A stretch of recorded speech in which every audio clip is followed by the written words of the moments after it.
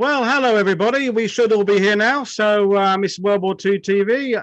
It's me here as usual, and with me is my special guest Damien Lewis to talk about his new book. Sorry for the delay, folks. No harm done. So we're here now. So good evening, Damien. Are you well?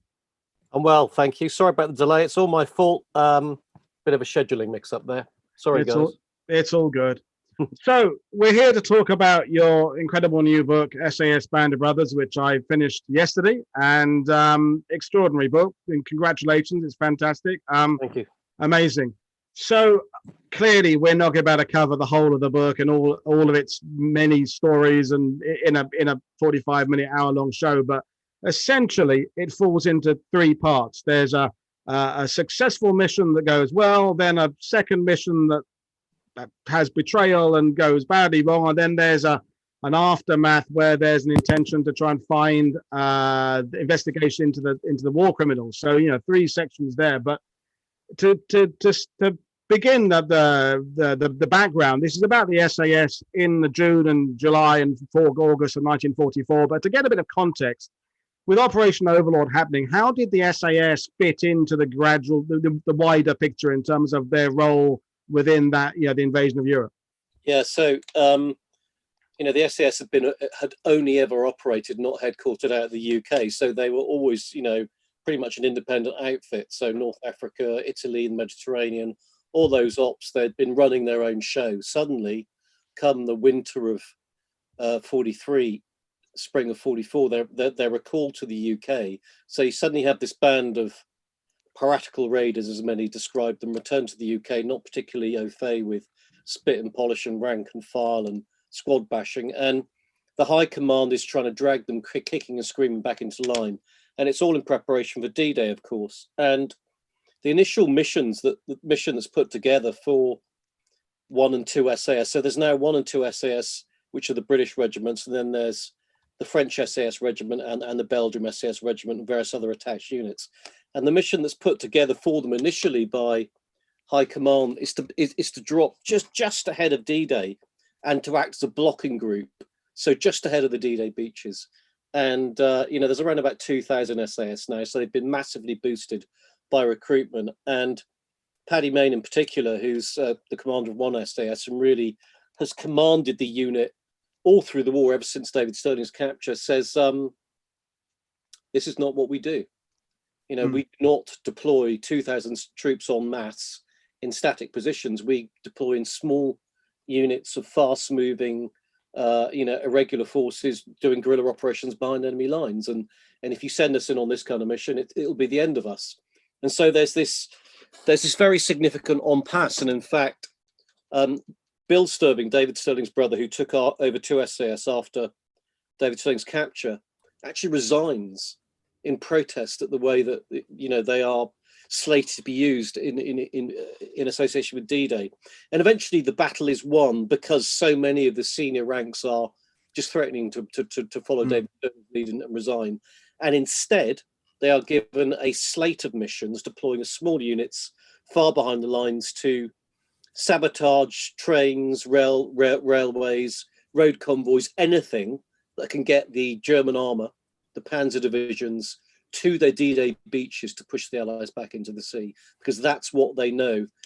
Hitler and his top commanders will use their reserves for. As soon as they know where the landings are, they'll send the armour there to try and repulse them. So that's their missions.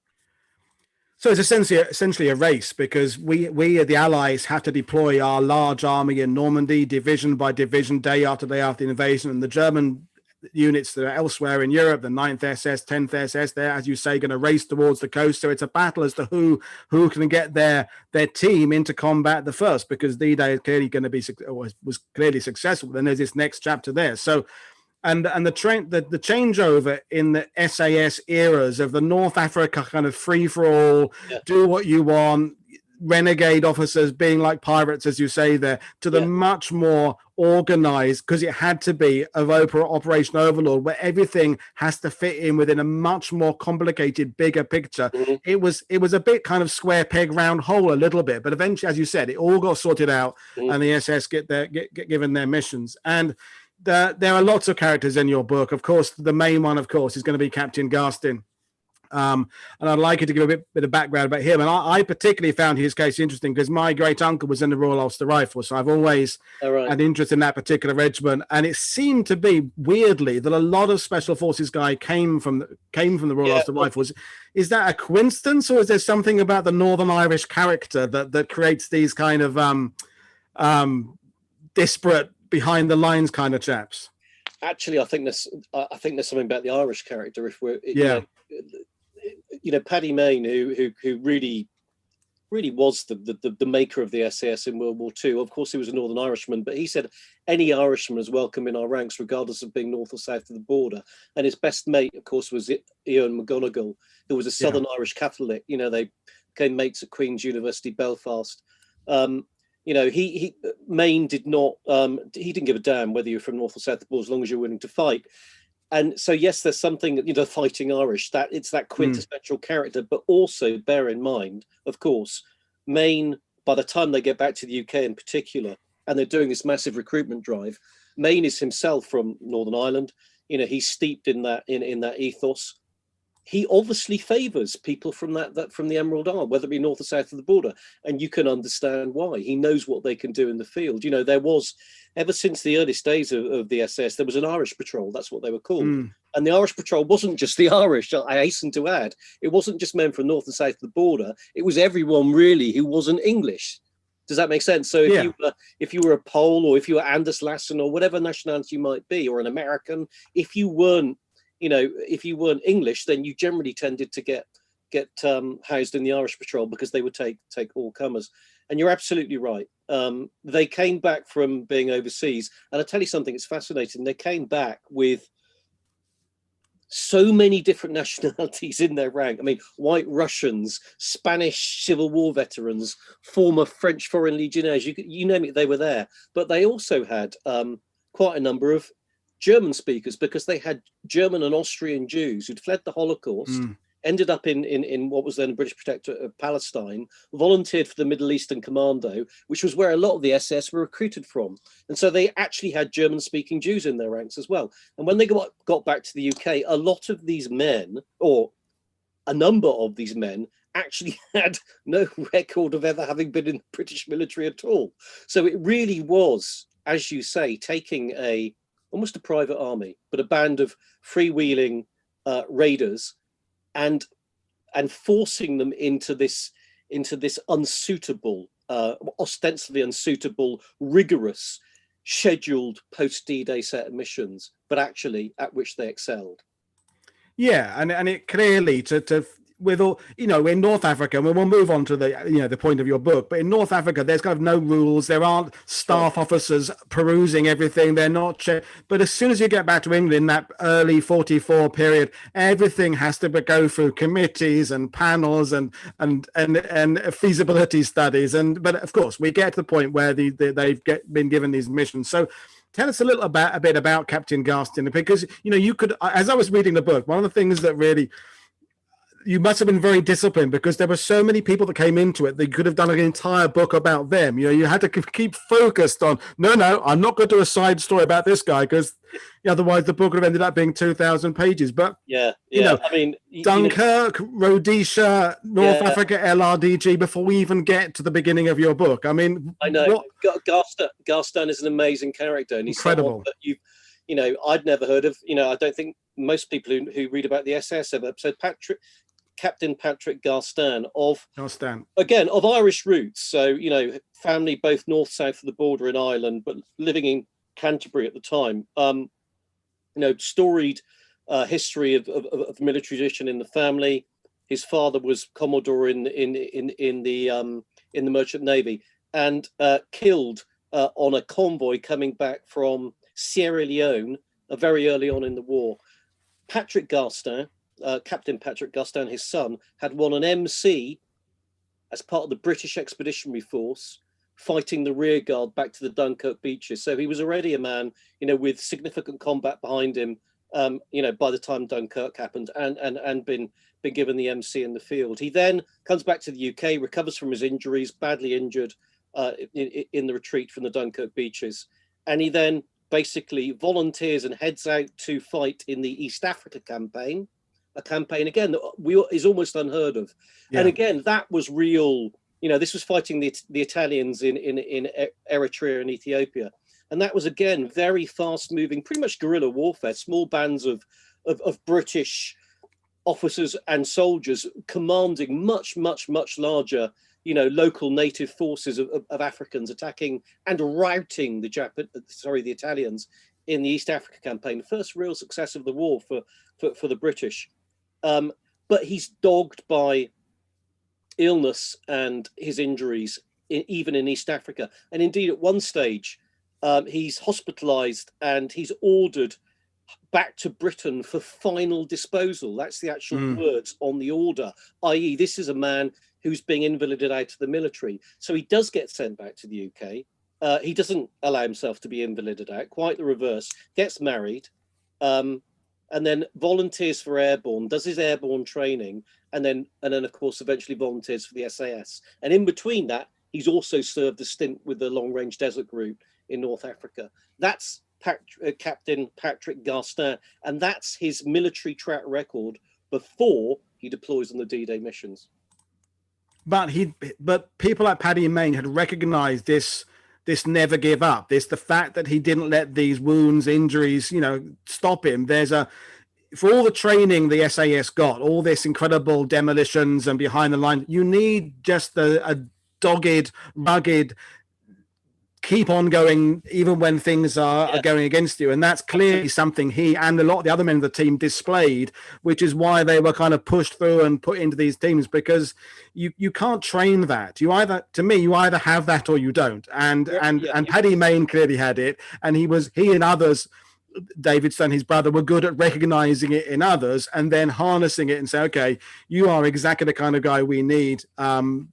So yeah, incredible story there.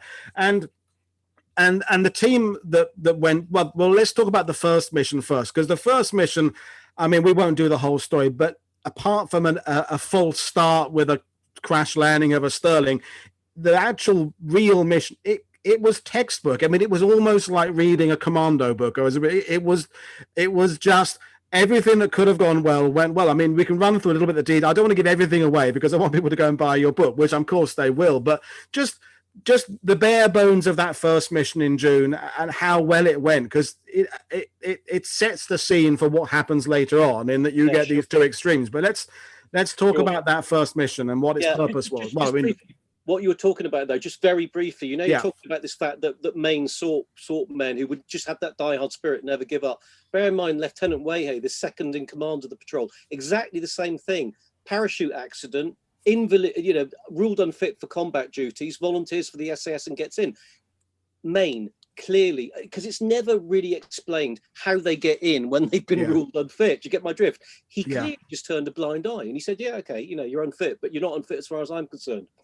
So you've got, you know, the patrol commander and the second in command, both officially invalided out of frontline combat duties, now going in just after D-Day on this mission. They parachute about 20 kilometers to the south of Paris, near a town called Dourdan. And their mission is to blow up this massive ammo dump, which is basically chock full of shells and ammunition for the railway line to take to the D-Day beaches. This is all the resupply for the armor and the anti-tank guns. And so they basically infiltrate that ammo dump. They lay it with a string of charges. But bear in mind, they set 4-hour fuses, and they set 4-hour fuses so they hope they can get away far enough when vengeance comes calling. And then they know there's a train coming through just after midnight, and they set an ambush and in incredible style absolutely destroy that train. And then, of course, they're on the run. And you can imagine, you know, 3 hours later, the ammo dump goes up. All hell is letting loose.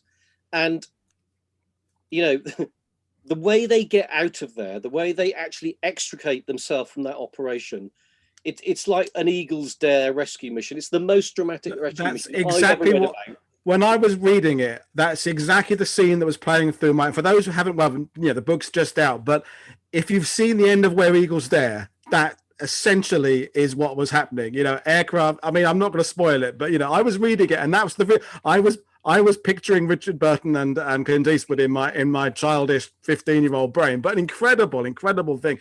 But even that, the mission started because they didn't quite know where they jumped. They didn't quite know where the railway line was, and the Frenchman on the mission just kind of wanders into a bar and meets exactly the right guy who. I mean, you couldn't make this stuff up. You know, and that kind of luck they had on that mission there of just encountering the right people. I mean, perfect, just textbook operation. You know, it's impossible to, I think, because I'm a Normandy guy, to quantify how much effect this mission had, because, you know, you can't start looking and say, well, it delayed the German SS by 3 days, but, you know, it's a train gone, it's a railway line gone, and this is part of other operations happening. So it's all part of an effort that is pissing the Germans off, if nothing else. And so, you know, it's frustrating for them. But I mean, textbook stuff. And there they are back in England again after an operation that, you know, as I said, it sounds like something out of a comic book. And then there's a second mission. And so let's talk about that and how that comes into the picture. Yeah, so they're extracted from a German airbase in this just utterly extraordinary dramatic rescue. Anyway, when they get back to the UK, in debriefs with Mayne, with Paddy Mayne, he's basically like, okay, well, we know what's going on at that airbase. That's a really interesting center of operations. And basically, the Germans had just introduced the jet fighter. It's the first operational jet fighter in the world, the Sturmvogel, and it's operating out of that base. And so because they've extracted from it, and by the way, before extracting from it, they used the last of their charges to sabotage some of the aircraft there. They are charged to go back into that same place, so dropping just nearby in a patch of woodland, to actually, carry out a classic SAS mission, go onto the airbase and destroy all the aircraft at the base there. Now, there have been several attempts by the Allies already to destroy that airbase by RAF and US bombing raids, and they've been only marginally successful. I mean, I document it in the book. So the only way they see they can do it is to get men in on the ground. And when you saw the kind of camouflage they had at that airbase, do you remember the Germans have built these forced trees from chicken wire? Yeah. So you know, it looked like there was a forest and actually it was concealing the aircraft. It's no wonder the air raids hadn't worked. And so that's why they're deployed just days later to go back in and take out the airbase from where they've been extracted. Now, this may be a kind of a tough question, because clearly when you write your book, we talked about it on the last show, you kind of fall in love with your heroes. You can't, you know, they're amazing. But with the benefit of hindsight, was that second mission perhaps a little bit hastily put together based on a little bit of overconfidence from the first mission? Or, you know, I mean, I know I'm projecting what I know happened to it, but these guys, that because they don't know fear, because they do know fear, everyone knows, they don't know defeat, I should say. Yeah. Maybe they are a little bit, you know, carried along by their own reputations. And I don't know, I'm maybe reading a bit more into it, but the second mission. Look, you know, when I first realized why they were sent back in and what they were being sent back in to do, and I was working quite closely with an expert on German air bases and German aerial warfare. So he was the guy who was telling me, well, this is what the air base was all about, and this was its significance. And I thought, you know, that's a hellishly ballsy move. Maybe even, you know, a bridge too far, to coin a cliche. But bear in mind, it's not, you know, their second mission is driven probably more by the Special Operations Executive than it is by the SAS at all. This is an SOE mission, yeah. It's and you know, in pretty much all, well, the majority of the other deployments of the SAS in France at the time, they're generally going in squadron-sized strength. So, you know, several dozen strong. This is just 12 men. It's a really unusual mission for the time, and it was, you know, a covert SOE tasking, and it's the SOE role, it's their involvement that actually leads to the whole thing going pear-shaped and to the betrayal. Yeah, and also I suppose we have to consider that in the grand scheme of things, sending 12 men in here and there, it's a drop in the ocean compared with the size of forces that are going through Europe. So in a chess game way, losing one pawn if it does go wrong, is an acceptable risk to take. If it even if it goes wrong, it's not like, there are commanders sending entire divisions in. By this point in July, the battles in Normandy, the battles in Italy, there are men dying in their hundreds every day. So it's worth doing. But the second mission, we'll let you explain, but it's the opposite. It all goes completely wrong from the moment they exit the aircraft. So explain, roughly what happened on that. Yeah. So, and again, this is not something I've read a great deal about, but the Gestapo, and not just in France, across lots of the occupied parts of Europe, and indeed in Germany itself, had about a year, 18 months before, started something they called the Funkspiel, which means radio games. And basically what they were doing is they were capturing largely SOE agents, men and women, often with their radio sets, sometimes even with their code books, right? And via interrogation and torture, they were compelling some of those agents to then act as if they were still active in the field running their circuits. So they were sending messages back to SOE headquarters in London via their own radio sets, using their own ciphers, as if they were still operating in the field, but actually under the Gestapo's control. That's what's called the Funkspiel, the radio games. And as one of these Funkspiel operations, Garstin's stick is sent in by SOE to link up with the local resistance, French resistance, around a drop zone at La Ferté, a small village. And to give you an indication of how much the SOE are confident in their resistance contacts on the ground, Garstin's stick is sent in without a radio, because they're going to land on the ground, meet up with the French resistance and use their radio set, right? That's how much the SOE were convinced these messages they were getting through were genuine. Well, actually, a lot of them were the Gestapo luring them in. So when Garstin and his 11 men jump on this second mission, and they land, in the moonlit cornfield, it's surrounded by Gestapo and Waffen SS troops, and they are immediately ambushed. And all hell lets loose. Yeah, and I think it's just worth mentioning as well that we have an SAS mission that is purely military. Because I think, you stressed it yourself, as soon as you get the SOE involved, which therefore brings the resistance involved, there's always that problem of betrayal and double agents and people infiltrated. And even though after D-Day and the resistance units in France and elsewhere kind of know the liberation's kind of on its way, which it wasn't the situation a year earlier, there you only have to have one rat in a system and the whole thing is broken. And clearly what happened here is that somewhere there was betrayal, and there were Germans there waiting for them in large numbers, and Frenchmen with them who had betrayed them. And we're not going to turn into a picking on the French. I mean, I live in France, my partner's French, and the French resistance did an amazing job, and Eisenhower's quote about it was 3 divisions worth or something. But you only need that one rotten egg who's managed to wheedle his way in there for cash or whatever reason it is, and everything can go completely wrong. So, you've got, I will save the most of the book, but they're not all captured of the stick. The 3 managed to kind of get away. Yeah, 3 get away. The rest are captured. And the rest are captured, and the 3 who get away, their stories of escape in themselves are stunning. I mean, the way they get back to Allied lines is just absolutely extraordinary. Fighting with the resistance in the meantime and everything in between. But the rest are captured, and one of them is killed, and they are, some of them, very badly injured. Captain Garstin very seriously injured. Lieutenant Wiehe so badly injured, he's basically paralyzed from the waist down, shot in the spine.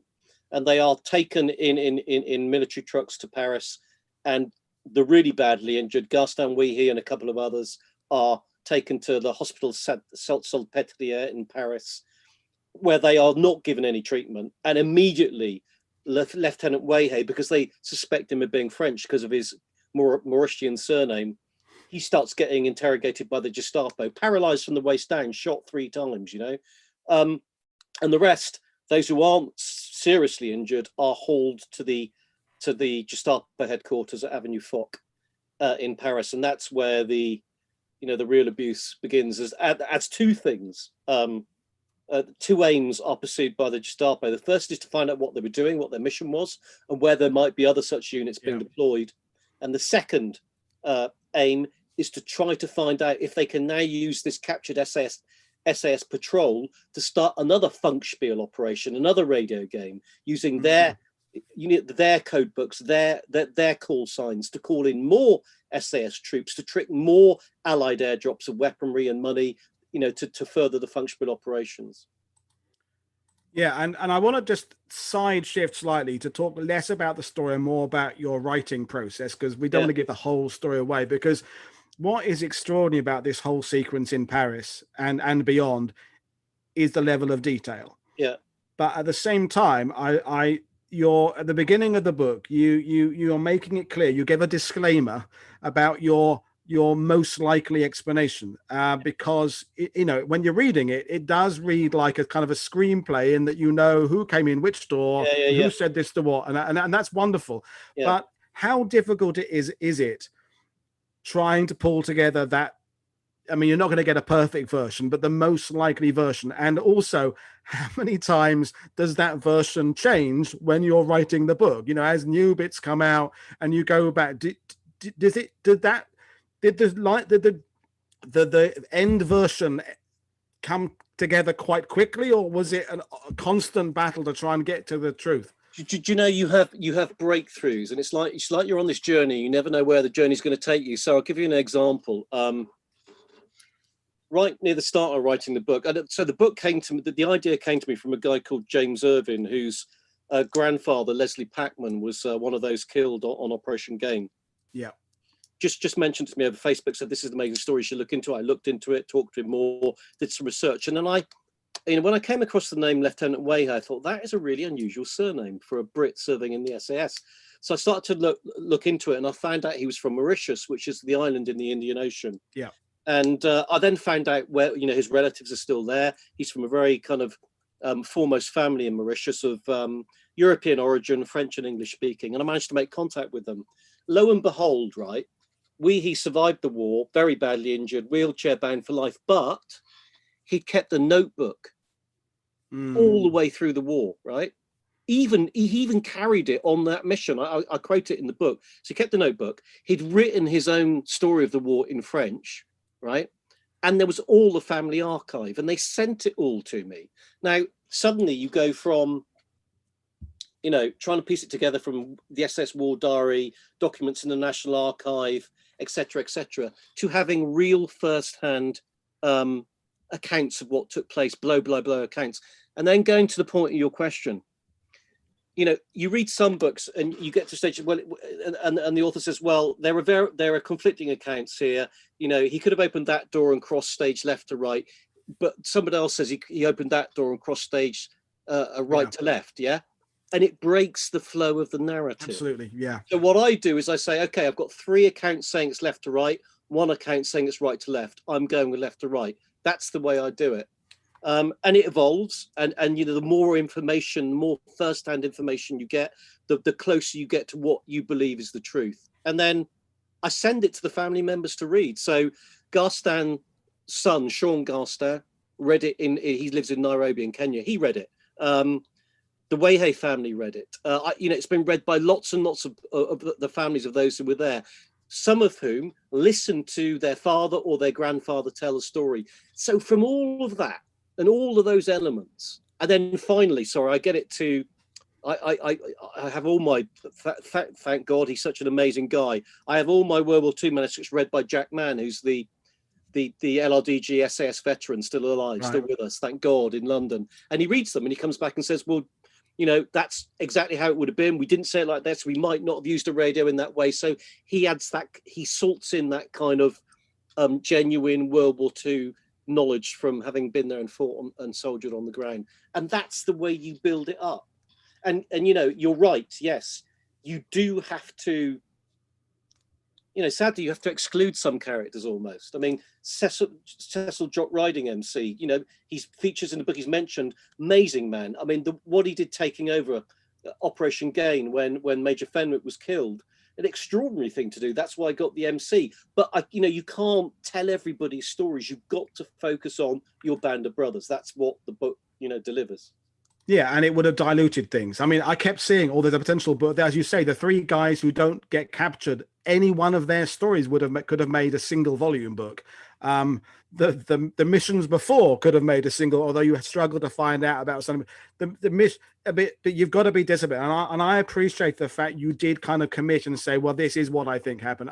There's a particular book, I won't mention it, where the author's non-committing to anything makes me want to throw it out the room. There's a good story there, but he's being true to the fact he isn't certain. But the point is, it's just frustrating to read because you've done the book, so you must have an opinion. You must think something. I know that when I'm researching battles in Normandy, there's a certain point where it runs through in your head and you go, well, it kind of makes sense to me. And then when you get to that stage, you kind of breathe a sigh of relief. It's kind of eureka moment. But but the detail of that account there is staggering, and it is amazingly well done.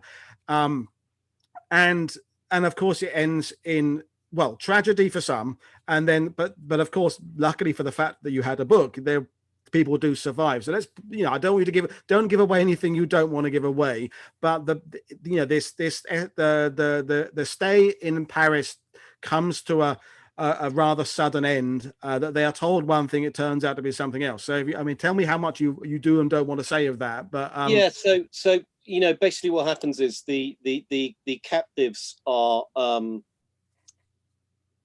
Hitler intervenes personally, and he doesn't intervene in a very nice way. Hitler has decided, before this operation, long before this operation, really back in 1942, he's decided that any behind the lines commando, SAS, parachute raids, per se. So, by any parachute forces, if they are behind the lines, if they're by the SBS, by sea, they are illegal. And he's issued his commando order, this order that any of these troops that are captured in uniform, out of uniform, in combat, out of combat, whatever it might be, they will only be kept alive for long enough for the Gestapo and SS to torture them and question them, and then they'll be executed. And executed is not the right word; it's actually murder, because they're men serving in uniform. They are adhering to the rules of war, and they should be afforded the Geneva Convention protections as prisoners of war. So this is a murder order, and it's really interesting that when the British government first got kind of a hint this might be happening, they challenged by diplomatic channels the German High Command, and Major Barkworth, who is the SAS war crimes commander, war crimes investigation team commander, his daughter sent me a report he wrote.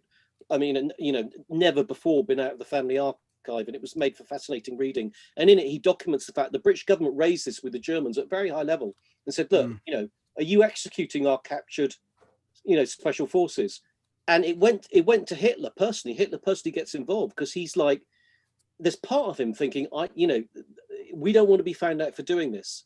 So as part of him is enraged that we have the temerity to carry out these operations deep behind the lines and haven't given up. There's another part of him slightly worried they're going to get found out. And so they come up with this mealy-mouthed explanation as to what's really happening. And so he intervenes in this case of the captured Garstin patrol, and he orders their murder in a dark French woodland. Two of the guys survive, and it's in their survival that the story becomes really extraordinary, because they survive. We all have the desire to not die in us, of course we do. It's innate, but they have an extra reason they want to survive. They strive to survive above everything else because they're now thirsting for vengeance.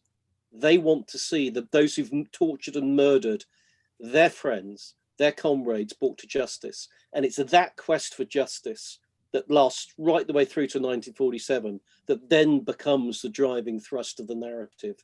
And, for me, when the story became a story that, you're researching a story and you think, and there's a sudden moment you think, I've got to write this story. I'm now committed. And it's when I realized that not only was there this series of amazing missions and this terrible capture and betrayal, but then they went after the bad guys and justice was finally served. That makes it this kind of wonderful narrative with this beginning, a middle, and an end, and the right things happen at the right time. Yeah, and I think that leads me into a question I was going to ask you about, where and I kind of know the answer already, but how difficult is it to remain objective? Because you want, as historians, you want to get across the German point of view and the French point of view, and be factual and not kind of, you're not judge and jury, you're an author, you're a historian. How difficult is it? Because in the research, you'd got to know these people. The diaries, you've got to know the family members. You're now part of the story yourself, and yet you've still got to remain objective and say, okay, no, I mustn't let my personal feelings get involved in it. And you do give some of the Germans some sympathy. There were clearly some bad guys along the way, and there are also some just not a bad guy, and it clearly so. So some of the Germans are given credit for their good offices, but you can't. I think the truth is you can't remain objective, my friend. Look, you meet the families of the people who were there. They tell you about their fathers or their uncles, or you read their letters home to their loved ones. You have to put yourself in their shoes to write a story and bring it alive, to bring that history alive. You can't remain objective, I don't believe, but you can ensure that you don't descend to stereotypes, and you don't typecast, and you give credit where credit is due, and you try to tell it from both sides. So I think that's the best you can strive for. Objectivity. In fact, these people that I write about kind of become my friends. They're long passed away, but they do. That's just the way it is. And I had a phone call earlier today from Glenys, the daughter of Thomas Ginger Jones, who's probably the standout hero of the book in a way. This incredibly gritty, hard-fought SAS original miner from Wigan, who's one of those who survives and goes forward to see justice served in the end. And she said, and the book had just arrived, literally, and she said, I'm just so amazed that this long after the event, the story of what my father did can be told and can be known about. She said, but why now? And I said, well, why not now? Shouldn't we remember? Isn't it important we remember? She said, do you know, Damien, I've lived this story every day of my life. I go and talk to schools whenever I can. I go and talk to British Legions whenever I can. I'm always going out there shouting the story from the rooftop. So yeah, we absolutely do need to remember. And when you have those kind of conversations, you can't really remain objective, but you can try and do the other side justice, if that makes sense. Yeah, and I think there's nothing wrong with putting your cards on the table and saying, and it comes across talking to you that really sales are one thing, but if the family members approve and think it's good, that's actually all that matters. Ultimately, that they've given you your, what we've trusted you with this stuff. It's you've told the story. You drop your guard a little bit in the epilogue, because a little bit of bitterness comes out, particularly in the post-war period, because there was a lot of politics, wasn't there? Because the Cold War is starting, and the Americans and Germans and Russians and the British seem to be being pushed out of the picture somewhat in the importance of the next stage of world history. And a little bit of your frustration comes out in the epilogue, which I have no problem with, by the way. I think I would have felt equally frustrating, but you did drop your guard down there. But there is a resolution. There are people brought to justice, perhaps not always the justice we would have liked, perhaps not enough, but there was a tenacity about this. And talk about the investigating team, because Barkworth had turned up because he's one of the briefing officers for the mission before the mission, and then he becomes investigator. How did he go from being one of the men who does stuff to one of the men who investigates stuff? Did he want to do that, or was that kind of an accidental role thrust upon him? Well, Barkworth was the SAS intelligence officer from Italy days. He was recruited from a specialist wireless unit. So Barkworth had several qualifications, if you like. One, he was a radio expert, so he was good at intercepting and listening into communications. But most importantly of all, he was just a natural gifted at languages. His German was so good that when Barkworth was recruited into the SAS, they tested him by that, and they got someone who was a Swiss German speaker to phone him up and kind of questioned him in German. And she got off the phone call and said, I would never have known he wasn't a native German speaker. He was absolutely brilliant at languages, and German was one of his favorite languages. So when he went to interrogate the war criminals they tracked down, you know, he didn't need a translator. Why does that matter? Because if I'm interrogating you and I ask you a question and then it's translated and you then aren't have a time to think about it and it's translated back, you've got all that time to think up what your story is going to be. If you're facing an interrogator who sounds so German, you actually believe they are one of your fellow countrymen, you know, it's so much more difficult to actually dissemble and lie. And Barkworth just was a natural born inquisitor. He was brilliant at it. I mean, anybody you speak to who operated alongside him, or anything you read about his modus operandi, he was a fearsome interrogator and investigator, and he was absolutely driven. And he was, you know, there's very often when you read about Barkworth, you read stuff he's written, what comes through, he was driven by not a quest for vengeance. He was driven by a quest for justice. Yeah. And he was driven by a quest for British fair play to be seen to take place and to shine through. He was not a vindictive man, but he was a man who believed in justice being done. And he believed in those who were responsible for murdering his close comrades and then more distant comrades and American airmen and OSS and SOE captives, that they should be brought to justice. And that's what drove him and the rest of his team. Someone like, you know, Sergeant Fred Dusty Rhodes, his kind of like enforcer. You know, Phil Rhodes, Fred Rhodes' son, lovely man, sent me Fred Rhodes' war diary notes from the war years, you know, again, corroborating material, brilliantly helpful man, you know, read the manuscript.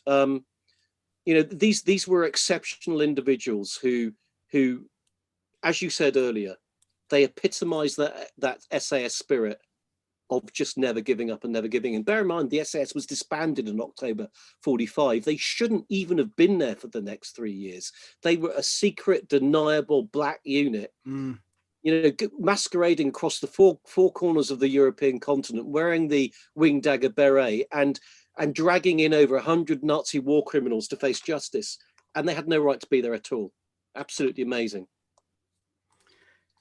Yeah, and you know, with the title of the book, with the Band of Brothers reference, and you've mentioned it a couple of times in the show. I mean, and you with the fact the SAS no longer exists at the end of the war, after the war, how easy stroke difficult was it for the survivors to actually have any kind of contact with each other and see each other again? Because you've got people like Jones who survived and the Frenchman and what have you, because they've signed Official Secrets Act. There's all sorts of things going on. It's not like they're a regiment. They are a regiment, but they can't. There's not a regimental reunion as such, because and the fact they're all from around the world. All these guys from Mauritius and this.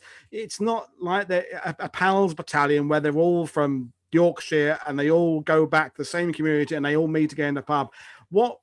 And I should also stress, the other thing that was revealing in your book is that of these various SAS missions like Bull Basket and what have you in June, the survival rate was really pretty grim, wasn't it?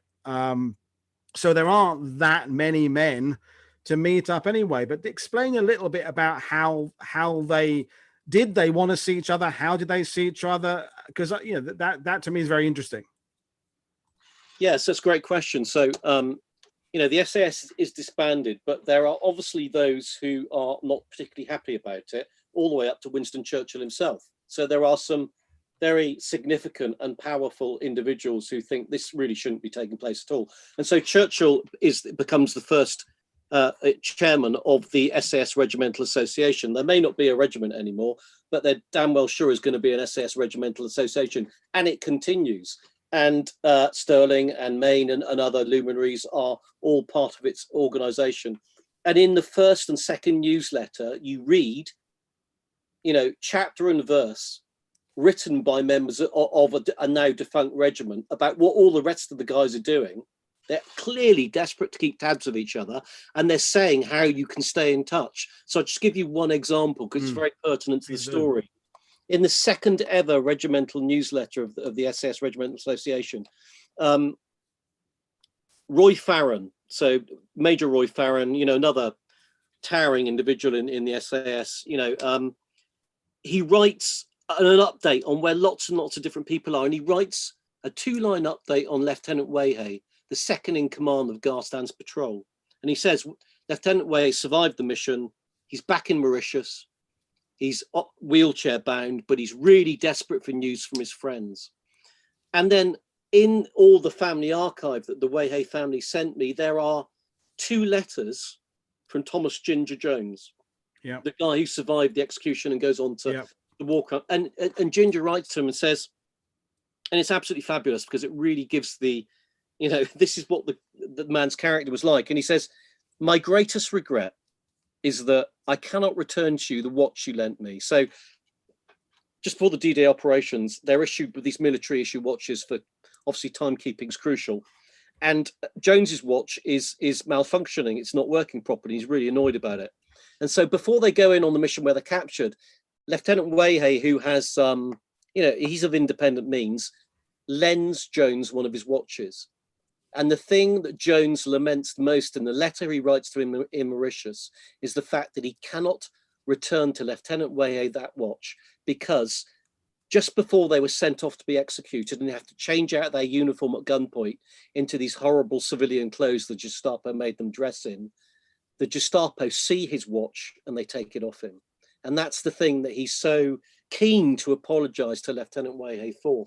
And on that letter that Lieutenant Wiehe received, Wiehe himself has scribbled some handwritten notes, and it says something like, and I'm paraphrasing, you know, Thomas Ginger Jones, promoted to corporal several times throughout the war and demoted to private just as many times for infractions various. Yeah, an absolute typical SAS warrior, and you know that you could have served with no better man at your side.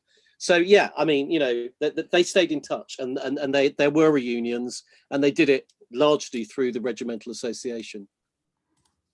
Fantastic response, and you know, it's, I mean, it's a great book.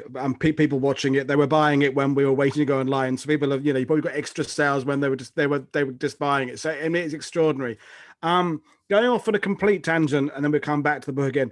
I feel it's important because the National Archives are difficult to access right now. And Guy Walters, who I bet you must know, did an article that this week. And what's, you know, you couldn't do a book like this if you didn't have access to the archives. And just for people who are watching who don't understand, it's partly to do with COVID, but also to do with policy changes. There's lots of changes at the National Archives now of the number of files, documents you can request, how long you can be there.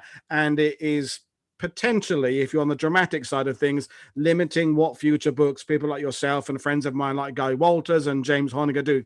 What's your feeling about that? Have you got involved in the melee at all? And you know, what's to give me some feedback. No, great question. You're absolutely right. So the National Archives, and again, it's supposedly due to COVID, have pretty much not quite shut down operations, but not far off. And it's going to prove hugely debilitating. I mean, I have a guy I work with who was at the National Archives for 35 years. So this guy knows it inside out. He's the guy who first said to me, if you come across a file that's still closed, because you know they could be closed under the 75-year rule, the 80-year rule, the 100-year rule, the 150-year rule.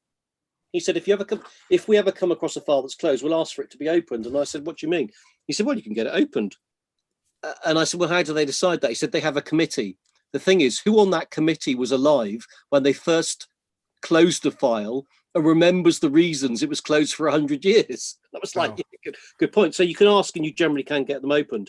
But that was back in the good old days. Now, I mean, I was emailing him last week saying, you know, Simon, what are we going to do? And he said, it's going to be difficult.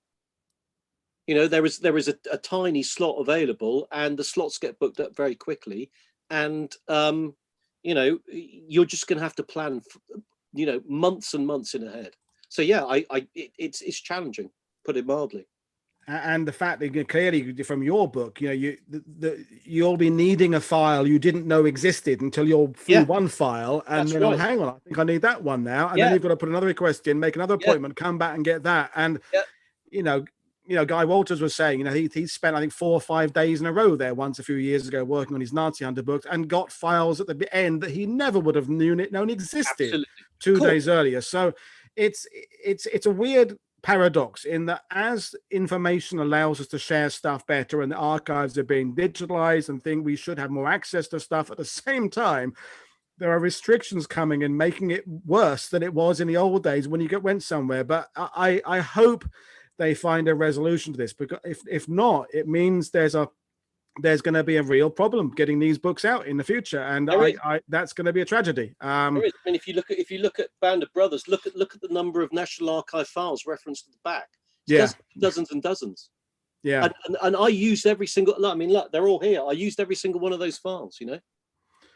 Yeah, no, it's. I mean, I don't want to go on off on a bitching about the establishment, but it is ironic in that, as someone who writes about special forces, which if there is a very edition of red tape cutters, it is the SAS, and now to write about the SAS, you have now got to find a way of battling through red tape that someone like Paddy Mayne would be able to do it. If he was around now, he'd find a way of going in there and getting the archives. He'd just wait till the midnight and go and blow it up and get a hole in the wall and get them out and steal them. But it's a weird thing. And I hope that they respond to people who write to them. And if anyone here, I know there's people who are watching on YouTube who research the archives. I think it's a question for all of us to make contact with people and say, look, there's something needs to change here. Clearly there are reasons, and the security and safety of the staff is of course very important, but a little bit more logic and a little bit more freedom for going and getting different archives. But anyway, so moving back to the book, well,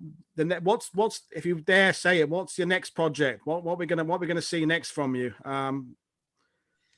Well, I'm actually unusually I'm working with a guy who's from the more modern Special Forces era community on a book. It's actually going to be set in the Middle East. It's a true story, obviously.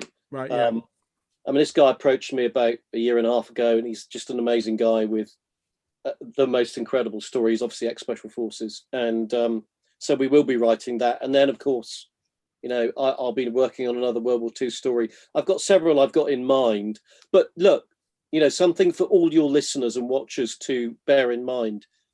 SAS Band of Brothers came about because of one guy, James Irvin, sending me a message on Facebook, read several of my books, said, my grandfather, Trooper Packman, was killed on Operation Gain. He was captured by the Gestapo and murdered, as were a lot on that mission. It's the most incredible story. I can send you some materials to get you started. Have a look into it. That's where the story came from, and now the book's being published. It's very, very rare do I not start looking into a subject because someone hasn't contacted me about it. I had it happen today. Someone messaged me on Facebook and said, I've just been in this part of Europe, and I found, I've been to visit this war grave, Commonwealth War Grave site, and there are, several dozen Special Forces graves in this cemetery. What operation was it that led to them all being here? And I thought, well, I didn't know there's an operation that caused that many fatalities in that part of the world. So we're looking into it. Reach out, make contact, because these kind of stories, there are so many from World War II that have not been told. And it's just such a joy. It's such a joy to bring them to fruition. The number of calls and messages I've had from, I can read a few of them if you want, from the people whose family are written about in Band of Brothers, just saying to me, thank you for doing this, because I dreamt of this happening, all my life, and suddenly there it is in my hand, my father or uncle or brother's story being told. Yeah, and I can only applaud you as well. I said it earlier, but it's easy to get bogged down in the effectiveness of Special Forces operations and where it fits in the liberation of Europe, and the top trumps analyzing of events and saying that did the bombing of Germany by the 8th Air Force do this much and did this here, and I find that very frustrating. Really, I can understand the conversation, but the point is everything that is part of the war effort is part of the reason the Allies had victory. And it's not about measuring it and saying, did this cost more than this, and how much, the Guy Walter's great book on The Great Escape, where he's talking about, did it really snarl up the German. I find that fascinating, but at the same time, I like also to just celebrate what these incredible guys did, who were doing their best, who did incredibly brave things, and I like the fact that that's what your books do. It's not about the where it sits. It's just, here are some bloody heroes. You should know about these heroes. Their families didn't know much about it. Here's the whole lot put together, and that's why I can only say thank you very much on behalf of the readership for putting it out there. And your comment about people coming to make contact, one of the reasons I like doing what I'm doing on my channel is there are people who watch YouTube videos who don't buy books. There are people who use Twitter who don't use Facebook. There are people who do, and to me, that it's about what I call cross-pollination of bringing people in from different side of things. There's an incredible video game, I go off on tangent, some Czech game makers have made called Atonta about it's a first-person video game where you play a member of the Czech resistance or civilian, and they're using it in schools now. Brilliant, isn't? Because you could. The guy with the library trolley could come around with big fat books about the Czech Republic and World War. No one's gonna put, but a video game will bring people in a way, and as long as it's done properly, as long as people have got the history in there. And I'm fascinated by these different ways of bringing people interested in history. And books have their place, and I love my books, and I've got 1,200 of them, and I'm going to get more. And but there's other ways of learning history, and I think we ought to embrace all of them. So anyway, I think. Thank you very much for joining us, Damien. It's been a pleasure listening to you. Absolutely. We haven't given too much of the book away because, I mean, it is really, really good. I'm not just saying that. There were moments when I thought, and someone said it, if this doesn't end up a mini series, then there's no justice in the world. At least a one-off, drama. It's incredible. And, so thank you very much for writing it. You've done the members of the family members justice in talking about, you've done the men who died, an incredible tribute. So thank you very much for writing, and thank you very much for joining us. And frankly, I can't wait to have you on again to talk about something else. Right. It's been a pleasure. Sorry I was late. No, everyone's fine now. So in terms of people watching, I've got another show tomorrow evening with two filmmakers, Mark and Jared Frederick, about their movie about the Hurtgen Forest, about their grandfather who's in the 4th Division. We're hoping, fingers crossed, to do a live stream from a Widerstandsnest on Utah Beach Sunday afternoon, explaining what the bunkers do. Maybe our last live stream before the winter weather sets in. Who knows? We'll try and schedule that. It's kind of looking 50-50 for the weather. We'll see what we can do. But basically, thank you very much for joining us, everybody. Thank you, Damien, for joining us. Thank you for those watching. And I'll put the image up of the book again. I mean, you all know it anyway. Last Stand of the SAS and their hunt for the Nazi killers.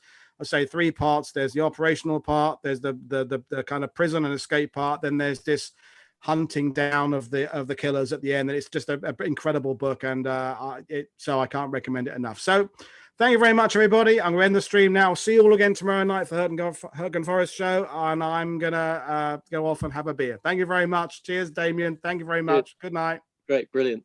Thanks. Right. That's the stream ended now. Good.